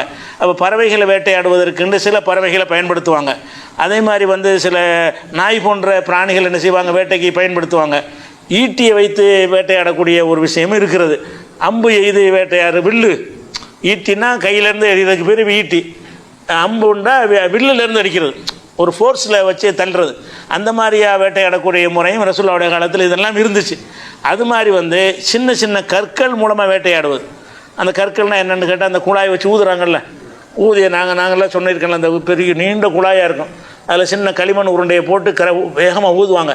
அந்த ஃபோர்ஸில் போய் கரெக்டாக என்ன செய்யும், அந்த ஒரு புறாங்கிற சைஸுக்கு உள்ளதெல்லாம் அடி சாவடிச்சிடும், வேட்டையை கீழே விழ வச்சிடும். அது மாதிரி வேட்டையாடுறது இருக்குது. அது மாதிரி இந்த கல்லை வச்சு இழுத்து விடுவாங்களே, நம்ம எங்கள் ஊரில் கட்டை புழும்பாங்க, உங்கள் ஊரில் வேறு பேராக இருக்கலாம். அந்த மாதிரி இழுத்து அடிப்பாங்க, இங்கேருந்து ஒரு கல்லை வச்சு இழுப்பாங்க, கரெக்டாக போய் அடித்து என்ன செய்யும். இதெல்லாம் வேட்டை தான். இது எல்லாமே வந்து நமக்கு யாருக்கும் சொந்தமில்லாத பொதுவாக இருக்கக்கூடிய, அனைவருக்கும் பொதுவாக இருக்கக்கூடிய பிராணிகளை ஹலாலானதாக இருந்தால், அது காக்கையை பிடிச்சி வேட்டையாட முடியாதுல்ல, அதெல்லாம் பின்னாடி வரும். எதெல்லாம் வேட்டையாடலாம்னு ஹலாலான பிராணியாக இருந்தால் வேட்டையாடி சாப்பிடுவதற்கு அனுமதி இருக்குது. இந்த வேட்டையாடுகிற விஷயத்திற்கு மாத்திரம் நமக்கு என்ன இல்லைன்னு கேட்டால், அந்த பிஸ்மில்லாவுலையும் அறுக்கிறதுல விதிவிலக்கு இருக்குது. பிஸ்மில்லாவில் விதிவிலக்கு இல்லை. எப்படின்னு கேட்டால், இந்த ஈட்டி எறிகிறீங்க, ஒரு மானை நோக்கி எறிகிறீங்க, எரியும் போது பிஸ்மில்லான்னு சொல்லி எரிஞ்சிட வேண்டியதான். அப்போ அதை பிஸ்மில்லா சொல்கிற கடமையை செஞ்சிட்டோன்னு அர்த்தமாச்சு. எரிஞ்ச ஈட்டி போய் அந்த மானை தாக்கிருச்சின்னு வைங்க, தாக்குன உடனே செத்து போய் விழுந்துருச்சின்னு வைங்க, நீங்கள் அறுக்க தேவையில்லை. நீங்கள் ஈட்டி எறிகிறீங்க, பிஸ்மில்லா சொல்லிட்டீங்க, ஆனால் அறுக்கிறது உசுறு இருந்தால் தானே அறுக்க முடியும், உசுறு இல்லாட்டி இப்படி அறுப்பீங்க. அப்படிங்கிறதுனால எரிஞ்ச உடனே செத்து விழுந்துருச்சுன்னு சொன்னால் அப்படியே தூக்கணும் சாப்பிட்ற வேண்டியதான்.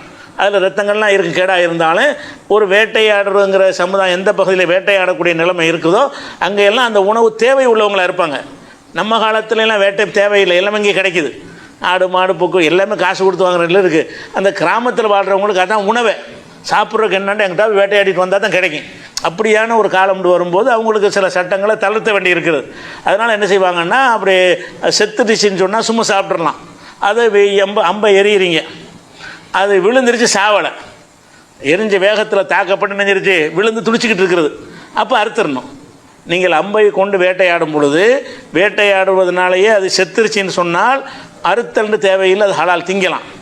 அது உசுறு இருந்துச்சின்னு சொன்னால் அறுத்துட்டு திங்கணும். அதே மாதிரி தான் நாய் அனுப்புகிறீங்க, அது அந்த விஷயம் ஆதாரங்கள்லாம் அது வரிசையாக நான் சொல்கிறேன். நாய் வேட்டையாடிட்டு வர்றது ஒரு கவி பிடிச்சிச்சில, பிடிச்சி அதிர்ச்சியில் அந்த முயல் செத்து போச்சு அப்படின்னு வைங்க, அது திங்கலை, அது திண்டு செத்துருச்சின்னு சொன்னால் கூடாது. உங்களுக்கு முறையை முழுசாக தான் வேட்டையாடி கொண்டாந்து தருது, அது சாப்பிடாம உங்களுக்காக பிடித்து கொண்டு வருகிறது. பிடித்தாலும் ஒரு நாய் போய் வேகமாக ஒரு முயலை பிடிக்கும் பொழுது அதிர்ச்சியினால் சாகக்கூடியதும் இருக்குதுல்ல, அந்த அழுத்தத்தினால செத்து போயிடும். செத்த மாதிரி உங்கள்கிட்ட கொண்டு வந்தாலும் நீங்கள் சாப்பிட்லாம். பிஸ்மில்லா சொல்லி நாயை அனுப்பணும். நாயை அனுப்பும்போது பிஸ்மில்லான்னு சொல்லி அனுப்பணும். அந்த பிஸ்மில்லான்னு சொல்லி அந்த நாயை வேட்டைக்கு அனுப்பணும் என்று சொன்னால் நம்ம அறுக்கும்போது பிஸ்மில்லா சொன்ன மாதிரி அதை மார்க்கம் எடுத்துக்கொள்ளுது. ஏன்னா அந்த வேட்டையாடுகிற பகுதியாக இருந்தால் அந்த உணவு எவ்வளோ அவசியம்னு அவங்களுக்கு தெரியும்.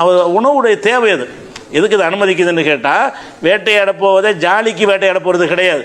அவங்களுக்கு உணவு அதுதான், விவசாயம் ஒன்றுமே இருக்காது, இதை வேட்டையாடித்தான் வாழ்வாங்க. அப்படியான பகுதிகளாக இருந்துச்சின்னு சொன்னால் இதுதான் உணவே அவங்களுக்கு. இந்த வேட்டையாடிட்டு வந்த முயல் தான் சாப்பாடாகவே சாப்பிடுவாங்கண்ணே.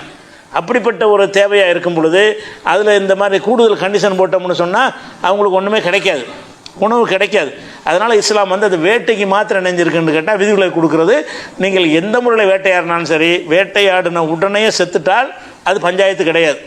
வேட்டையாடின பிறகு அது உயிர் இருந்துச்சுன்னு சொன்னால் அறுத்து சாப்பிட்லாம். 2 கண்டிஷன் தான். அது ரசூலுல்லாஹ் விளக்குறாங்க. எப்படி குர்ஆன்ல எல்லாம் சொல்கிறான், எப்படி சொல்கிறான்னு கேட்டால் 5வது சூராவோட 4வது வசனம், யஸ்அலூனக மாதா உஹில்லலஹும், அவங்களுக்கு எது ஹலால் என்று உம்மிடத்தில் கேட்கிறார்கள். நபியே, எங்களுக்கு எதெல்லாம் ஹலால் ஆக்கப்பட்டிருக்கு என்று உம்மிடத்தில் கேட்கிறார்கள். குல், நீங்கள் சொல்லுங்கள், உஹில்லலஹுமு தய்யிபாத்து, தூய்மையான உணவுகள் எல்லாம் உங்களுக்கு ஹலால் தான்.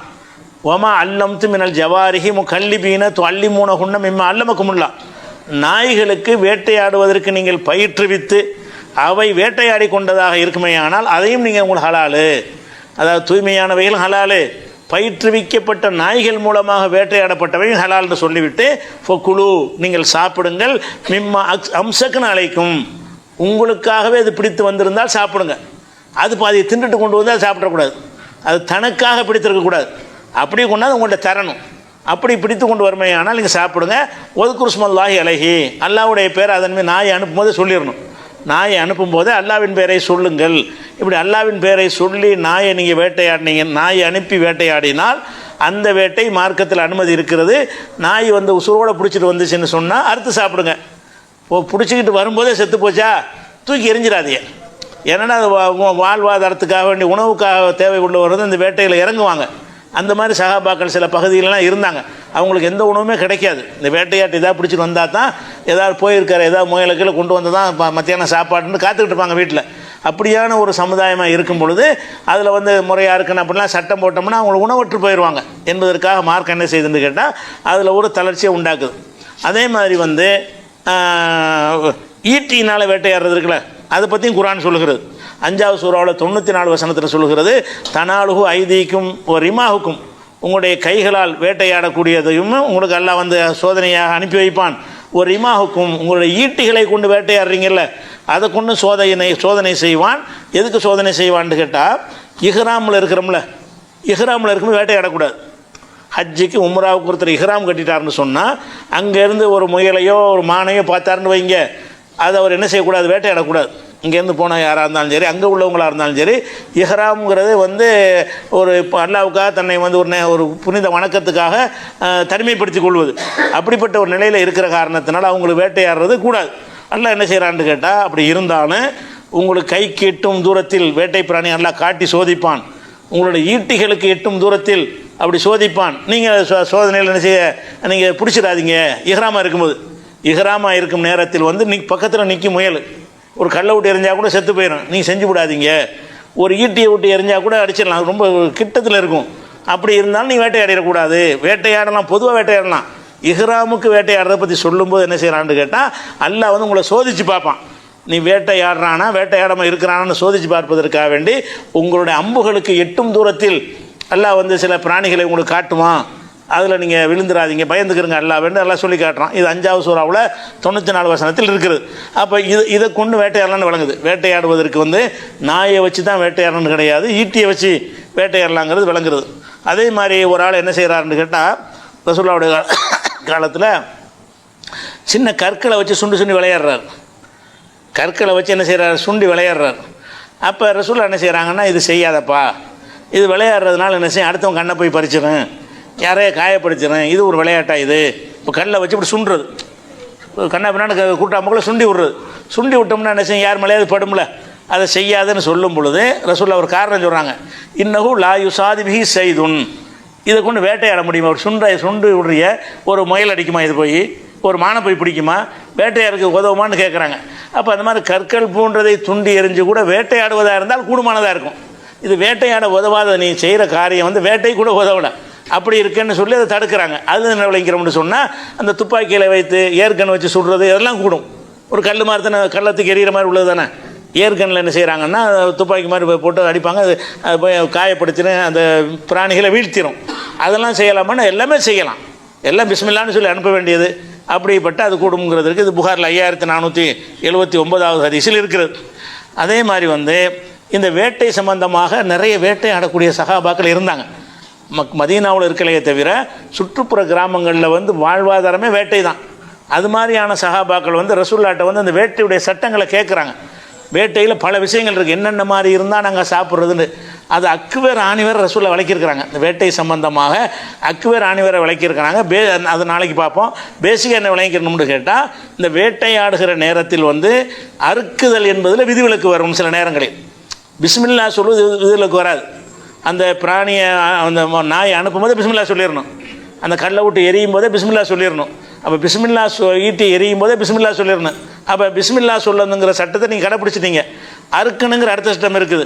அறுக்கணுங்கிற சட்டம்னு கேட்டால், அது உசுரோடு இருந்தால் நீங்கள் அறுக்கணும், உசுரோடு இல்லாட்டி உங்களுக்கு சலுகை, நீங்கள் அறுக்கவில்லை தான், அந்த மையத்து தான், அந்த மையத்து இப்போ ஹலால், அது மையத்து தான், செத்து போனதெல்லாம் அது வரும். ஆனாலும் அது என்னவாகிறது, நமக்கு ஹலால் ஆகிவிடுகிறது. இது குறித்த கூடுதல் விவரங்கள் இன்ஷா அல்லாஹ் நம்ம வந்து நாளைக்கு பார்க்கலாம். அஸ்ஸலாமு அலைக்கும்.